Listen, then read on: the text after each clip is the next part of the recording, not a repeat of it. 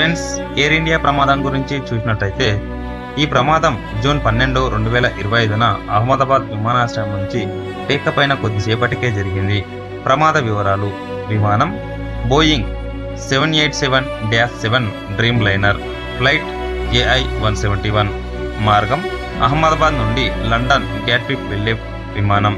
ప్రమాద స్థలం అహ్మదాబాద్ విమానాశ్రయానికి సమీపంలో ఉన్న ఒక మెడికల్ కాలేజీ హాస్టల్ భవనంపై కూలిపోయింది.